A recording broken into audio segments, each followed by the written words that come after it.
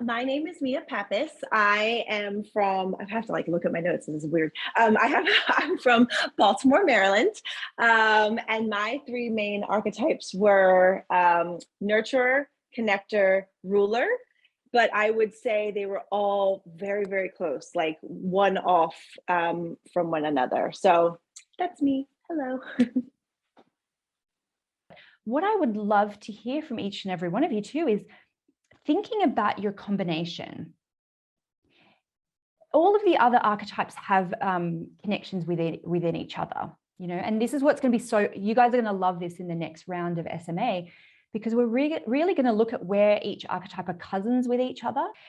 But for your particular combination, how is that showing up for you? Yeah, I just want to hear any thoughts about how things are either amplified or you think some things get cancelled out because of your combination, where your challenges could be, kind of even harder sometimes, or if you think there's another flavor of an archetype that kind of brings in to kind of help you. I forgot to say what I did. So I'm a hairdresser and a realtor. So hairdresser for a very long time, and then a realtor that's the newer business. But yeah, I can definitely see the nurture connector in pretty much all of my business all the time. Even the ruler, at times, I think I need more ruler. I definitely need someone, I need the person that's going to make me charge. I would say, looking back at my businesses, the most I've ever made is usually when there's someone else at like the front desk or something like that, making me charge what I'm supposed to charge in the hairdresser, world. Even when it was my own salon, I had those. I can definitely see the connector energy as well, just because everyone does become my friends. Like now, I go to the majority of my clients' homes to do their hair. It's just easier, and because we do kind of have that friendly relationship, but that's what I like about it. And they trust me, and that's kind of how the whole real estate thing kind of came into play as well, is just wanting to help people on a much larger, grander scale. But yes, my downfall is typically not charging enough, just wanting to help everyone, to definitely spite myself, even when I try really not to. So I need that ruler energy kind of comes into play, but only when it's kind of forced. So I've been asking all the archetype groups too, because this is fascinating. When you go to join a course or a program or working with somebody, what are things that are an easy yes for you, and what are things that turn you off?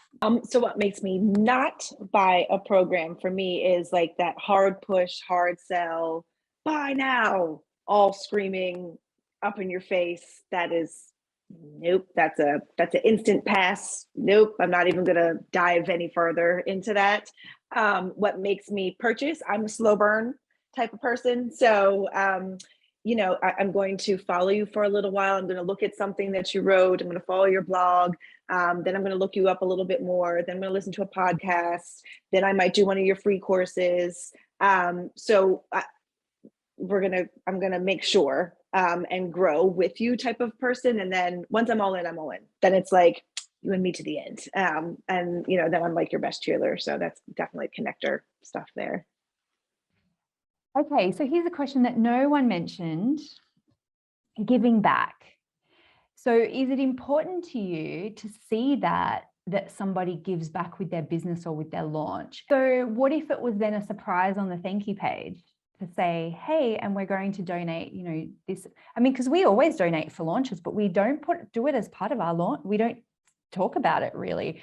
And it was just a curious hypothesis for me to go, oh, would that be something that you would, especially if your business was geared towards connectors, nurturers, is that something that's just a must do? But it sounds like it's kind of not. I would say for me personally, I probably honestly wouldn't even notice the donate button or page. Once I'm like I'm in. Once I'm ready to purchase something from you, like especially like a coach, I trust you completely. So I'll skim. I'm going to go to pay however I need to pay. And then if it pops up afterwards that some of that is going towards a charity, I'm just gonna be like, yeah, great. Okay, great. Full trust at that point. So once I'm all in, I'm all the way in, and whatever you do, I completely trust you is kind of the way I deal with anything donation or anything like that. I probably wouldn't even notice it, to be completely honest. So there's so many more questions. Where do I want to go next? Okay, so I would love to hear about your ideal clients, okay? Because I'm a big believer in business. There's no right or wrong business models. There's no right or wrong, clients. There's no right or wrong marketing that you want to do. It's just finding the right fit for you. And sometimes when we start, we don't know, and we're just, either trying to be ourselves and seeing who we attract, or we try and be everything to everyone, which could maybe be a connector, nurturer kind of thing. But like, have you got awareness now of who are your right fit clients? So for me, my ideal client, it's funny because I still kind of have the dual thing. So with hairdressing, I would say I've had my ideal client for quite some time. They're very nurturing people. Maybe some accumulators in there. They're teachers, they're nurses, they're consultants, they're people that do a lot for other people, and a lot of self-employed. But I would say in real estate, I'm still trying to kind of find, my niche there, but my ideal client, and it's just kind of something I've been thinking about a lot. I always say they're kind of like hippies with money. And like, for me, I'm always just kind of like think like Willie Nelson, maybe Dolly Parton, like Jimmy Buffett, like everyone's just kind of laid back, cool. They kind of know what they want and just need me to kind of help them get there. And I'm starting to find that a lot of my clients that I've helped in real estate, they're either first time and they need a little bit of hand holding, but they're in positions where it's okay and we can get them there, or they're almost at the end. So some seniors, where they're just kind of thinking of like next options, and they need someone that's patient to help them kind of think through and let's talk through the process. And then when they're ready, they're ready. So I would say my ideal client is, like they're going to Margaritaville. I always say, like, one of my tapping scripts is honestly like, I'm a beacon and I'm a lighthouse for all of my dream clients. So they flow to me effortlessly and easily. And I'm home. I'm where they kind of need to be. So that's my ideal client. Well, which is a perfect nurturer connector thing to say, right? I'm home.